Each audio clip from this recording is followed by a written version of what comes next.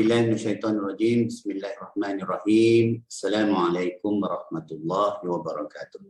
Alhamdulillahirabbil alamin wassalatu wassalamu ala asyrafil anbiya'i wal mursalin sayyidina Muhammadin abdillah wa ala alihi washabihi wa man wala. Allahumma shalli ala Muhammad wa ala ali Muhammad kama shallaita ala Ibrahim wa ala ali Ibrahim wa barik ala Muhammad wa ala ali Muhammad kama barakta ala Ibrahim wa ala ali Ibrahim fil alamin innaka Hamidul Majid. Allahumma inna nas'aluka al-afwa wal afiyah fid dunya wal akhirah. Ghafara lana wa bi rahmatika ya arhamar rahimin walhamdulillahi rabbil alamin. Amma ba'd. Baik, alhamdulillah. Summa alhamdulillah, ketemu kita lagi hari ini pada bacaan bersama kitab Anak Kunci Syurga. Bacaan bersama ya. Kita ulang kaji menggunakan ni kitab ni Anak Kunci Syurga. Sekarang ni kita dah masuk muka surat. Allahumma salli ala Muhammad. Kalau buku baru ni, kitab baru ni 100 pada bab 5. Bab 5, surat 165 bab sujud sahwi. Ini kita insya-Allah cuba habiskan sujud sahwi. Bacaan bersama kitab Anak Kunci Syurga disusun oleh Fadil Syekh Abdul Qadir bin Abdul Muttalib Al-Mandili dan menggunakan kitab yang telah pun ditahqiqkan oleh Fadil Tuan Guru. Tak nampak pula. Macam mana bagi nampak? Ada yang sikit. Apa dia Tuan Guru? Ustaz Datuk Dr. Abu Basit bin Haji Abdul Rahman, Musyrik Pondok Sungai Durian. Ya. Nikmat ni kita membaca kitab yang dah ditahqiqkan ni. Dah diperbetulkan. Mungkin ada kesalahan baris. Ada sedikit kesalahan dalam penerbitan. Biasanya kitab ni salah dalam penerbitan lah. Semesti pengarang ni jarang buat salah. Ya.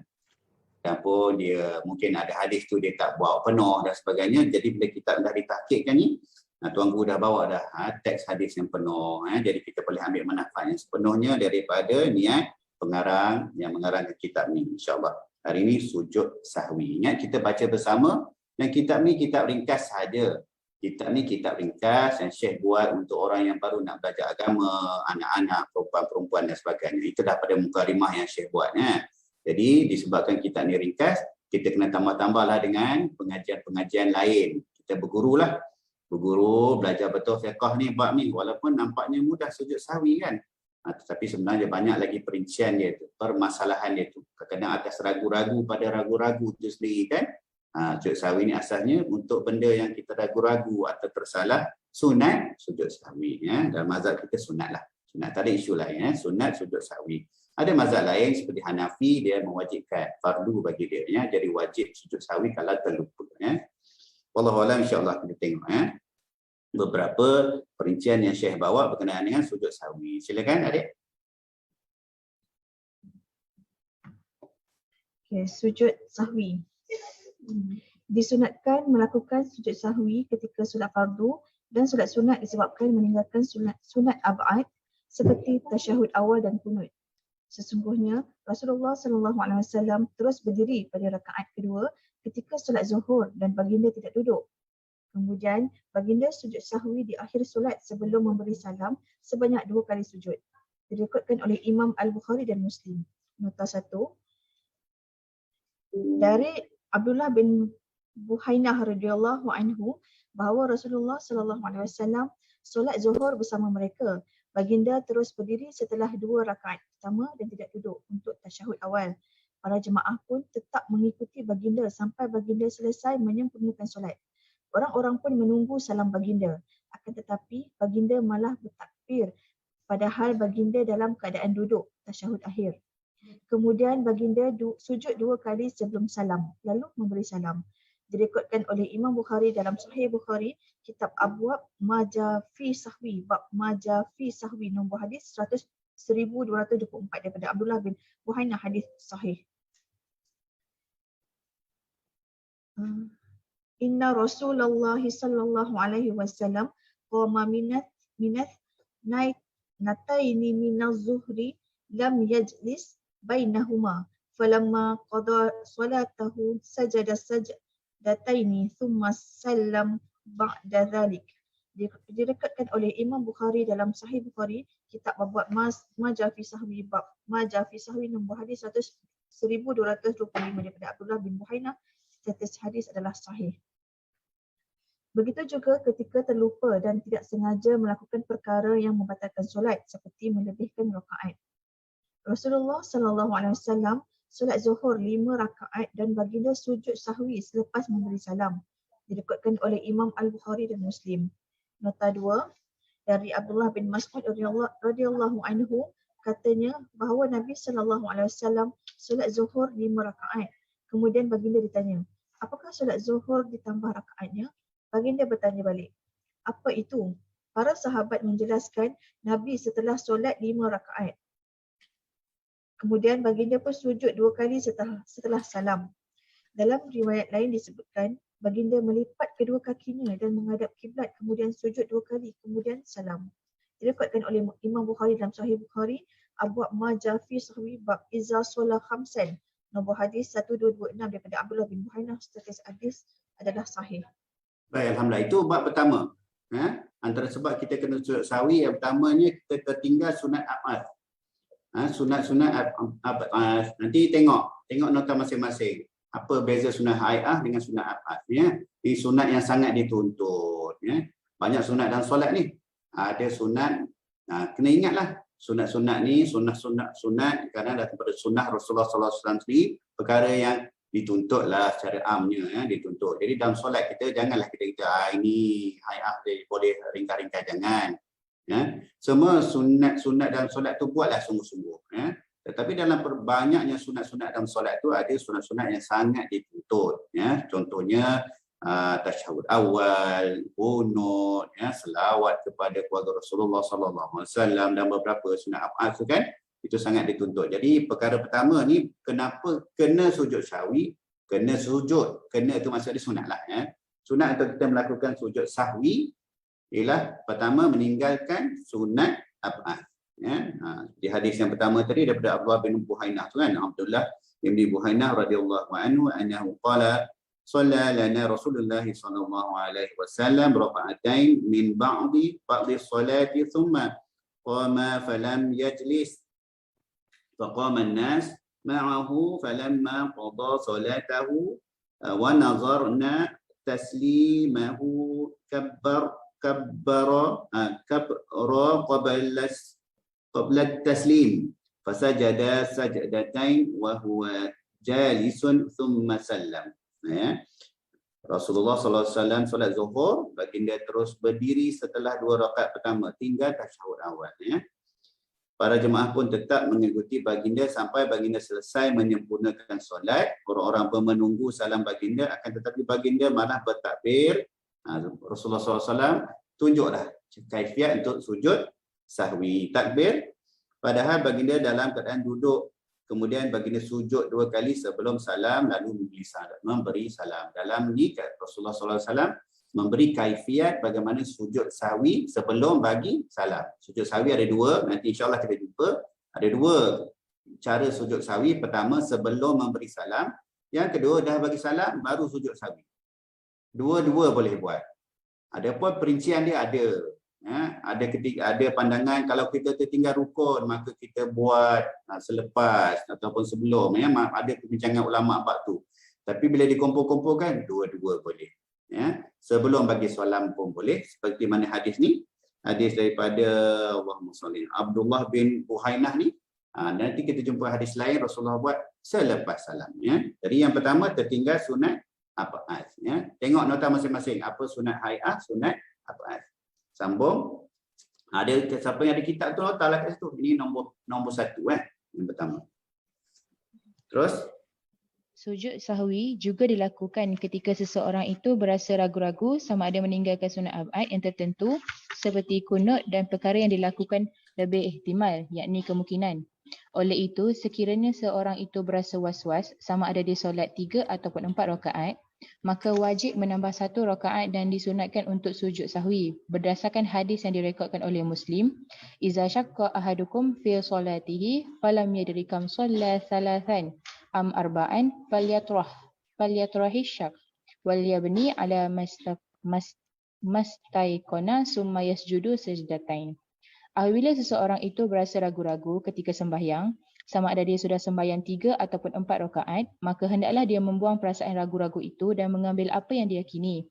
Kemudian melakukan sujud sahwi sebanyak 2 kali sujud. Nota syarah.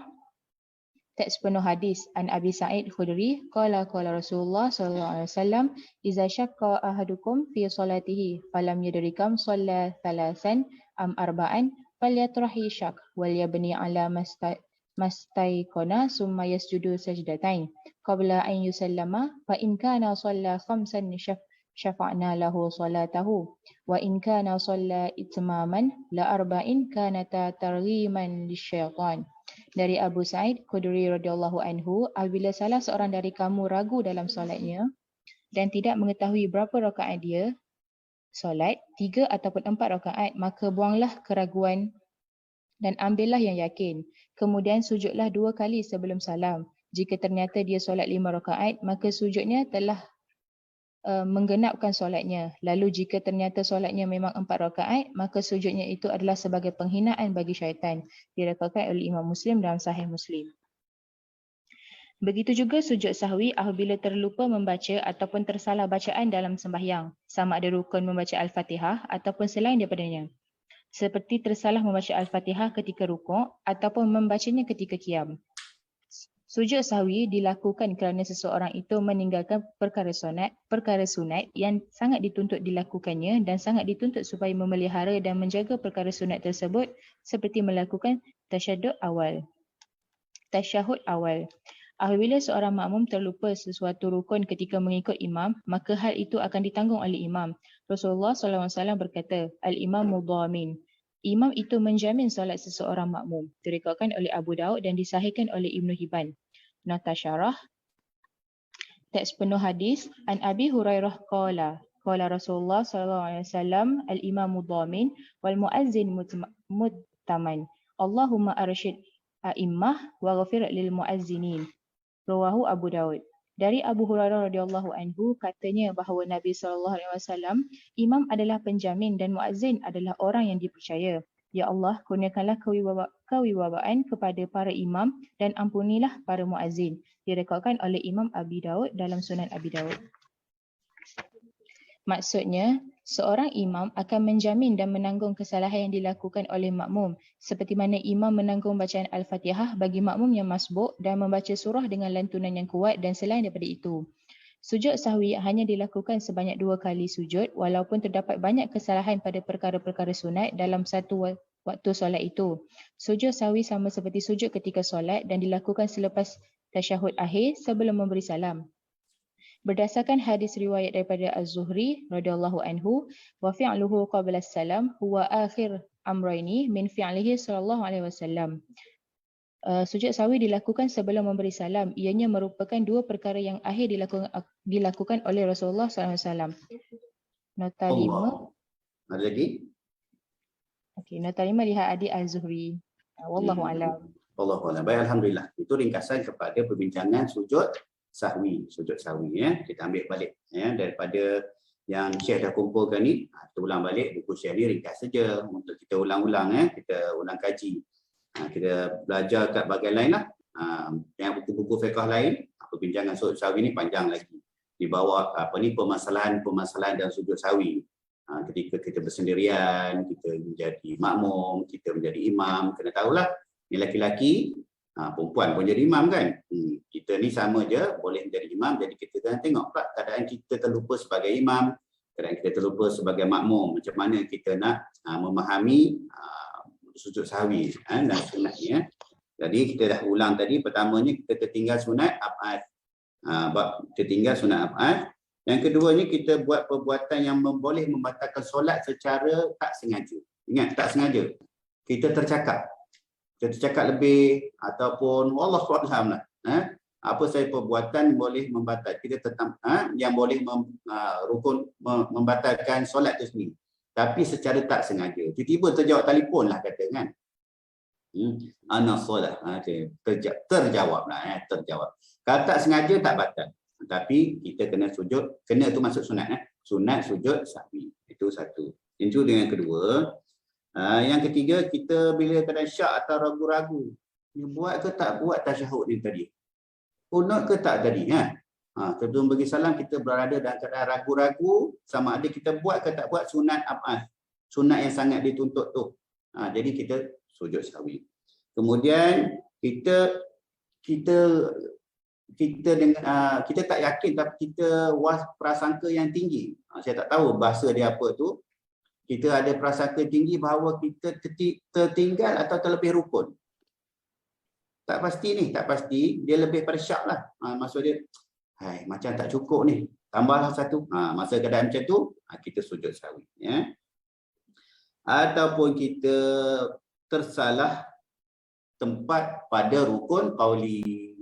Kita tengah rokok, kita baca Fatihah. Ada tak? Ada. Kadang-kadang tengah mamai-mamai, penat sangat ke mengantuk saya. Pada sujud tu, patutnya sujud kita zikir. Subhana rabbiyal a'la ataupun subhana rabbiyal azim. Sujud. Boleh dia dua-dua tukar-tukar. Tiba-tiba kita baca at-tahiyatul mubah masa sujud. Tak batal solat, tetapi sunatnya kita sujud sahwi. Jadi macam itulah dalam kitab-kitab fiqh kadang-kadang diringkaskan bab sujud sahwi ni kan, bab terlupa tersalah macam tu ya. Ada tulis 6 bab, ada tulis 5 sebab dan sebagainya ya. Itu antara ringkasan bab sujud sahwi. Dan sujud sahwi saja hanya untuk bab terlupa tersalah. Sengaja tak payah sujud sahwi. Memang sengaja tak nak tasyahud awal. Tak disunatkan untuk sujud sahwi. Kalau sujud sahwi juga taklah batal solat kan.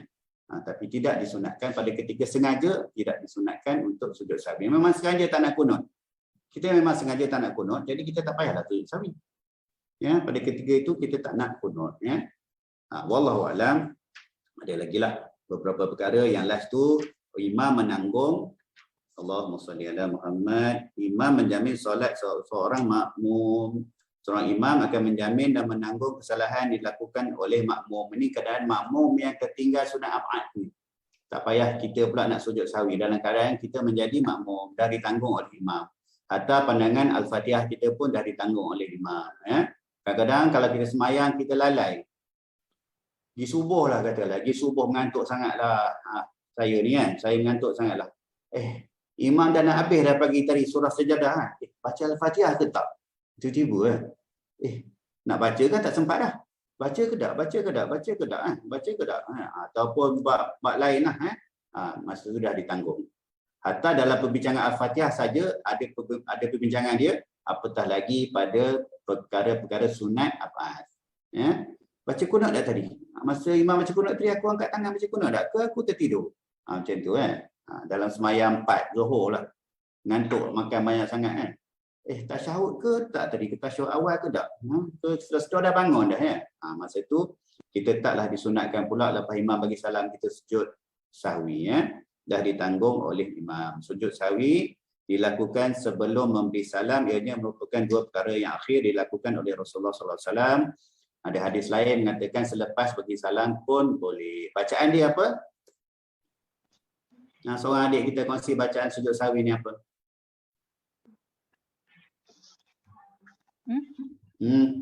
Siapa boleh kongsi bacaan sujud sahwi yang awak baca?